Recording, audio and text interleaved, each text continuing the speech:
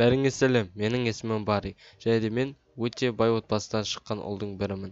Және де мен элиталық мектептердің бірінде оқимын.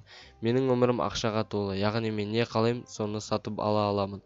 Менің өмірімде техника, және де қымбат киімдер, қымбат сағаттар, жеке жүргізушім бар. Бұл мен үшін өте жақсы. Және де менің достарым да осындай ауқатты отбасылардан шыққан. Олар бірге жиналған кезде неше түрлі әңгімелер талқылаймыз. Бұл менің өмірімдегі қызықты күндердің бірі болды. Алайда мен бір күні мынандай бір құпияны білген болатынмын. Бұл бір демалыс күндердің бірі болатын. Және де мектеп, яғни сабақ мезгілі біткен еді. Мен кітаптарымды қоймаға тасып бара жатқанда байқамай құлатып алған едім. Және де соның ішінен бір фотосуреттер тауып алған болатынмын. Оны дұрыстап қарайтын болсам, бір әйел мен бір кісінің суретін тапқан едім. Оған дұрыстап қараған болсам, яғни бұл менің ата-анамның жас кезіндегі суреті екен. Және де мен түсінбедім, бұлардың үстінде неге бұндай өте арзан киімдер екенін, неге Gucci сияқты қымбат киім жоқ, тіпті олардың артында аула бар. Мен ата-анама келіп бұл фотосуреттерді сұраған едім. Мамам болса асханаға барамын деп кетіп қалды. Ал әкем болса бұл тема туралы сөйлескісі келмеді. Ал мен болсам бұл не суреттер туралы екенін білгім келді. Және де мені анам ерте ме кеш пе бұл құпияны ашу керек екенін айтты. Яғни олар өте қарапайым отбасыдан шыққан екен. Бұл ауыл қаладан алыс емес еді. Және де олар өте жақсы оқып, сабақ бітіргеннен соң қалаға келіп, өздерінің жұмыстарын жасай бастаған еді. Сөйтіп әкем өзінің жұмыс орнын ашып, өте көп ақшаға кенеле бастады.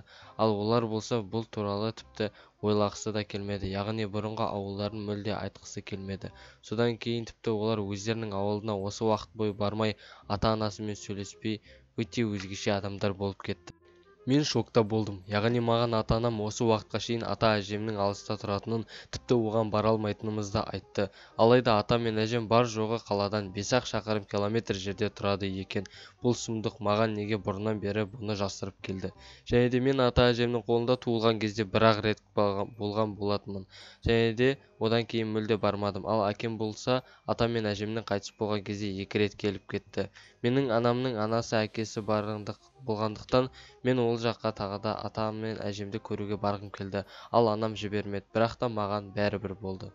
Және де келесі күні анам өзінің көлігін қыздырып, мені атам мен әжемнің жеріне, яғни ауылына апарып тастады. 3 сағат өткен болатын, және де мен сол ауылға келдім.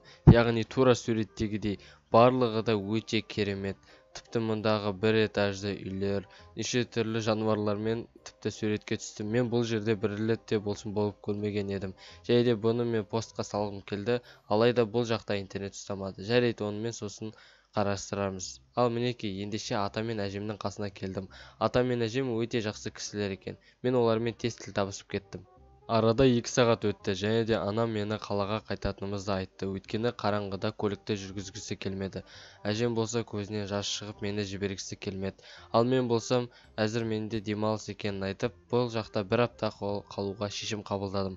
Анам болса бұны сұмдық көріп, яғни сыртқа шығып мені қалаға алып кеткісі келді. Бірақ та мен барғым келмегендіктен бір ойымда тұра бердім. Ал анам болса мені ұзақ көндірді, бірақ та дым шықпағандықтан мен осында қалатын болдым.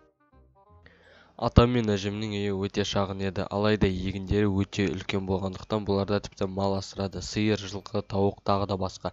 Және де бір қызығы олардың өздерінің аттары бар еді. Әжем болса өздерінің сиырларын өте қатты жақсы көрді. Тіпті мені ата-анам бұлай жақсы көрмеген болар. Кешкісін біз өте қарапайым асымызды ішіп алып, жайлы, яғни диванға жатып ұйықтап қалған болатынмын. Ал таң атысымен мені әтеш оятты. Сағатты қарасам таңғы 6 екен.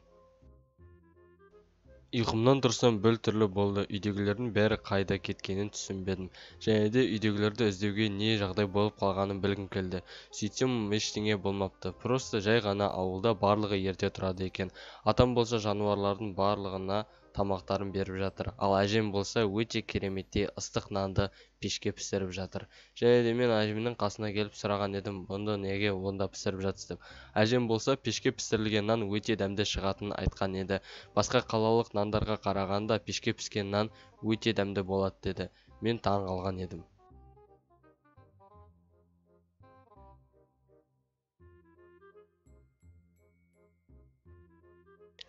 Келесі күні атам мені алаңға алып шықты. Бұл жердегі неше түрлі бидайларды ору керек екенін айтқан болатын. Мен мұнда таң қалдым, және де мұнда неше түрлі күзде оратын бидайлар, оны трактормен алып неше түрлі жазықтарға, алаңдарға таситынын, неше түрлі оратын айтқан болатын. Және де мен ол тракторды көргім келді. Атам болса бұл тракторды көрсетті. Охо, мен мұндай тракторды өмірімде көрмеген едім. Бұл қандай машина екенін де тіпті білмедім. Атам болса, егер де қаласаң, осы тракторды саған үйретемін деді. Яғни екеуміз бірге алаңға шығамыз деді. Бірақ та мен атаммен келіспедім. Өйткені мен бұрындары мектепте гонка, яғни жарыс ойындардан 100%-ға, яғни бірінші орынды алып жүретінмін. Сондықтан да бұндай трактор маған дым болмас деп тракторға отыра салдым. Және де мен тракторға отырып, бірден жүріп кеткен едім. Өте ауыр, қозғалтуға қиын.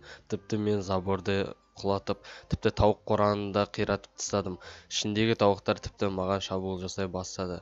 Мен айналама қарасам, мен ауланың бүкілін шашып тастаған едім. Атамнан өте қатты ұялдым. Алайда атам маған мүлде ұрысқан жоқ. Жай ғана қазір барлығын оңдап, ертең бірге үйренетінімізді айтты.